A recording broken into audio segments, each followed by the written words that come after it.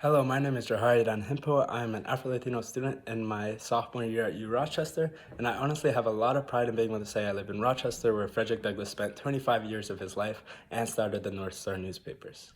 On campus, I was selected to be the secretary of the Douglass Leadership House, which is our only living learning community on this campus, where we have a mission of establishing and advancing an engaging intellectual community where students of all cultural backgrounds can come together and raise awareness of the many facets of the Black experience.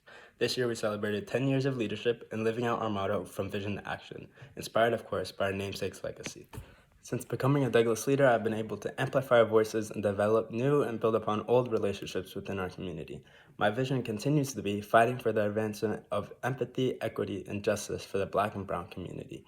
Douglass emphasized this through the need for literacy and education for the advancement of our people and paved the way in the liberation of our people's thought. Similarly, I'm inspired to facilitate more strides in education for both my Black and Latino communities because I know that's what's key to our well-being. My passions fall strongly in human development because of this, with a focus on how to develop and implement policy and programming that improve access to quality education and housing in Latin America. Heading into my senior year of high school in the midst of the COVID pandemic and BLM movement, my school and county were taking minimal action to address their pitfalls in racial equity and justice. It was frustrating to see how unenthusiastic the attitude was in my local community to enact long-needed change.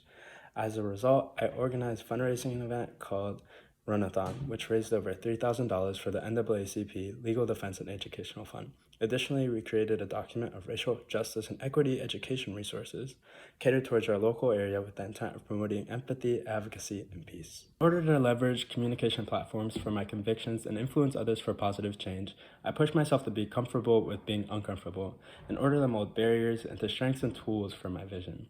In public speaking, I was grateful to introduce the speakers for our school's annual MLK Jr. commemorative address. I also helped develop a petition for Latin American Studies Department and major at the university this year, which was passed by our Senate and is now in the process of development by admin.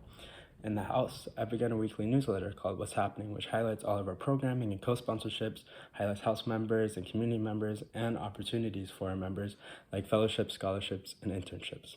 I also created a new reservation form and organizational systems for our email and calendar at the House, which was part of my push for increasing long-term planning and co-sponsorships, which was successful in bringing the House into a larger platform and exponential growth in our presence this school year.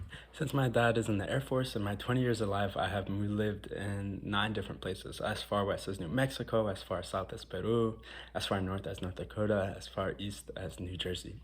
As a result, I have acquired a unique perspective, worldview, and understanding of a range of different people, no matter their background. I genuinely embrace learning about different experiences than mine, especially those that challenge my perspective, because moving around forced me to adapt and think critically of how I understood my own reality and circumstances. For example, I've been going to PWI schools my whole life, and for better or for worse, I was stuck in institutions where I was surrounded by viewpoints that generally didn't have the best interests of individuals that look like me, or anyone of that sort. That being said, it allowed me to dissect, converse, and actively listen to why these individuals thought these ways about minorities and the issues we face. With this in mind, it allowed me to better address, reach, and even challenge individuals without my own preconceptions clouding my judgments. Thank you for your time and effort and consideration of this opportunity, and I look forward to hearing from you all.